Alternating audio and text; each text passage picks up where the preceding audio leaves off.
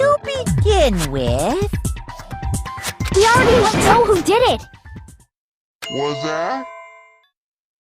It was Hiro. He does not have an alibi for when the murders took place, and we found him in that suit. Don't try and deny it! You killed them! I didn't! Someone knocked me out! I was asleep the whole time! Murdering not your murderer! You're calling a murderer! You go! I am a hero. I'm sorry to say we do have, but blueprint for the suit. It points to you as having created the suit, and wearing it while committing crimes to you as having created the suit. Oh, I have to tell many times do I tell you! I don't know! Are we sure Hiro really made those shirts? What do you mean? Well, take a look at this. It's the note that Hiro wrote, asking everyone to meet up after Alter Ego disappeared.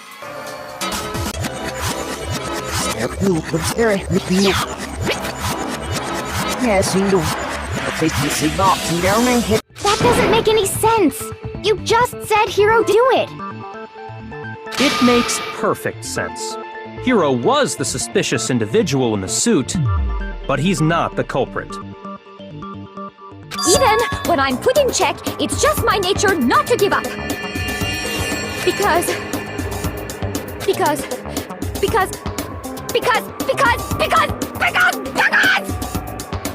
until the game's over, you never know what might happen! Fine then.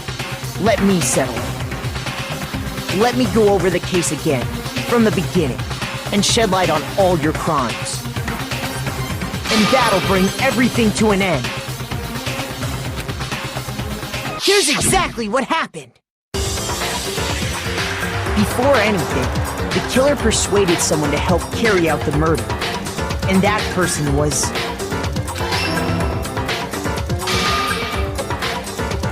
Hiro. With an accomplice, the killer was able to execute a number of otherwise impossible schemes.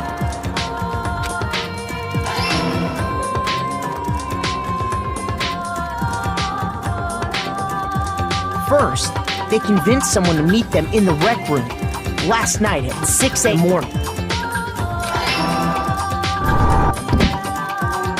That someone they met with was Hifumi.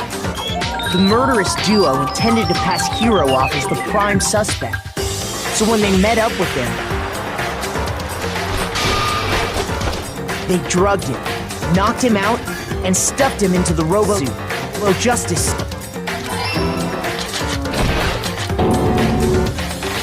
Next, Hiro positioned himself to make it look like Robo-Justice was attacking him, while the killer used a digital camera to take pictures of the They did all this just to create evidence that would put the suspicion on Hiro. When they were done with him, they shoved him, still unconscious, into the pool room locker.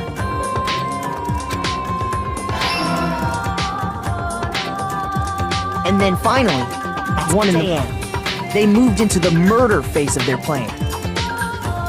They called Taka to the room.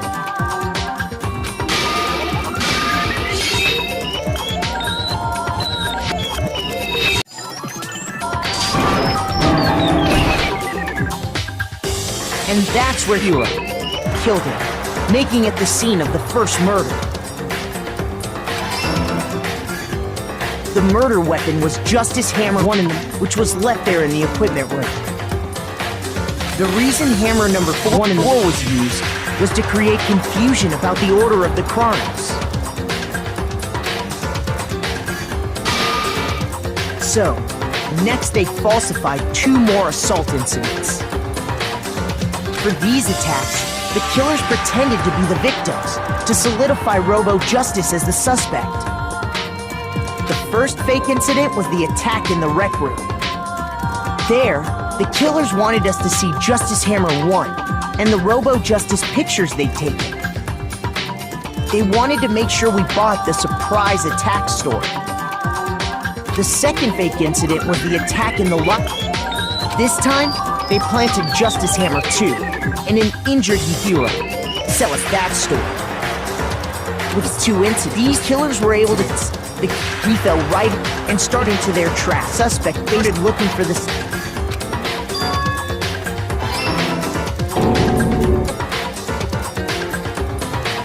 While we did that, we left Hiro alone in the nurse's office. This was exactly what Hiro he was hoping for. He took a blood packet from the refrigerator and Justice Hammer and turned the room into a crime scene in which he himself had apparently been brutally murdered. He let out a scream to draw us back, and when we returned, that's what we found. Meanwhile, the other group that had been out searching found Taka's body at the same time. So when we heard the body discovery announcement, we naturally assumed it was for Hiro. We left the nurse's office, and Hiro once again took advantage of the situation. He simply got up and made his escape. When we learned his body had disappeared, we all rushed back to the nurse's office. And once again, Hiro, he had the chance he was waiting for. This time, he snuck into the equipment room.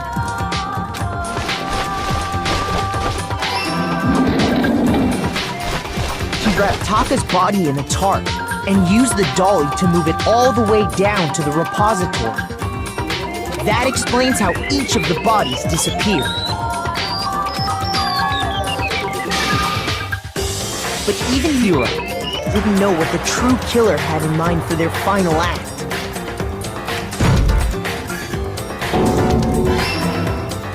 Their plan all along was to kill Hiro and get rid of the one person who could betray them.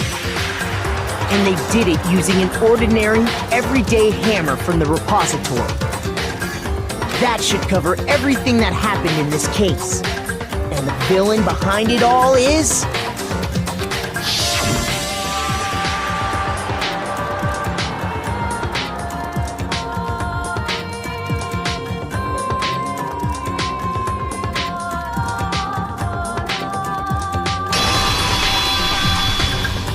Celeste!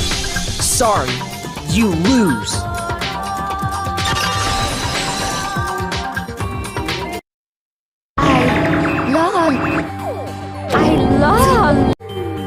When was the last time I was forced to utter such words? They hang heavy around my neck. Then you admit it? You're the killer? Listen to you, trying to take charge, as if you're my private instructor. I, Taiko Yasuhiro, actually, no. Celestia Ludenberg! This kind of person, once I've lost, I don't like things to try on. Interesting. Okay, Monokuma, I'm ready to begin. Or, no. I suppose this is the end, isn't it? It is indeed the moment we've all been waiting for. Time to vote, okay? Okay! If you would, please locate your lever and cast your vote. And when the votes are tallied, who will become the blackened? Will you make the right choice or the dreadfully wrong one? What's it gonna be? What's it gonna be?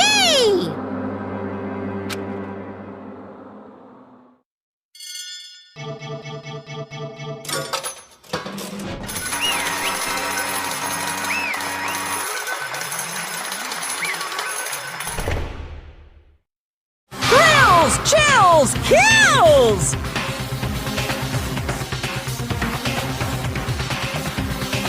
Now then, I prepared a let's give it everything we've got! It's poop time! Perhaps we'll meet again, in another life.